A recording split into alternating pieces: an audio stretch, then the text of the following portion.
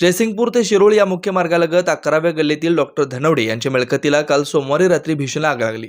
रात्री 2 वाजण्याच्या सुमारास ही आग लागल्याचं त्या परिसरातील नागरिकांनी सांगितलं.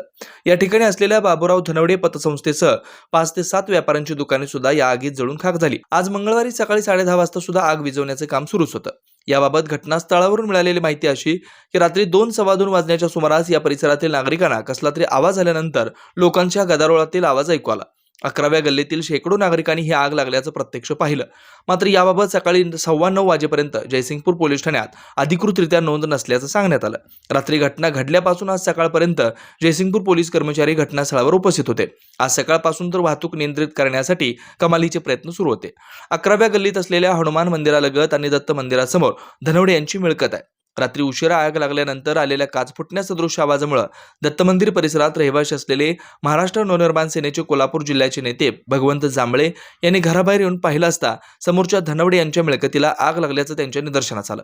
धनवडे यांना मोबाईलवरून संपर्क न झाल्यामुळे त्यांच्या घरी जाऊन प्रत्यक्ष माहिती जांभळे यांनी दिल्याचं जांभळे यांनी पत्रकारांशी बोलताना सांगितलं. दत्त साखर कारखाना, जयसिंगपूर नगरपालिका, कुरुंदवाड नगरपालिका या तिन्ही संस्थांचे अग्निशमन दल काल रात्री सूचना मिळाल्यापासून आज मंगळवारी सकाळी 11 वाजेपर्यंत आग पूर्णपणे विझवण्याचा युद्ध पातळीवर प्रयत्न करत होते. रात्री आगीचे फक्त लोटच्या लोट आकाशात उंचीपर्यंत पाहिल्याचं परिसरातील नागरिक सांगतात.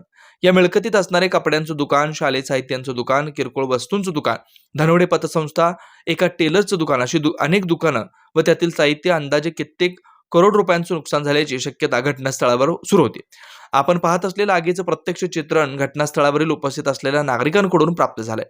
तर आज दिवसाच्या उजेडातील सर्व चित्र हे प्रत्यक्ष घटनास्थळावरून प्राप्त केलेत. दरम्यान आज सकाळी शहरातील नागरिक जागे होताच प्रत्येक जण दूध खरेदीसाठी जवळच असलेल्या किराणा दुकानात गेल्या रात्री लागलेल्या आगीची माहिती नागरिकांना मिळाली. त्यानंतर मात्र घटनास्थळी आज सकाळपासून प्रचंड बघ्यांची गर्दी झाली.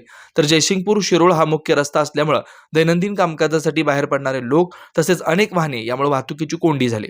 जयसिंगपूर पोलिसांच्या वाहतूक नियंत्रक आणि मात्र घटनास्थळापासून पूर्व पश्चिम दिशेला वाहतूक वळवल्यानंतर बऱ्याच वेळाने वाहतूक सुरळीत झाल्याचं समजतं.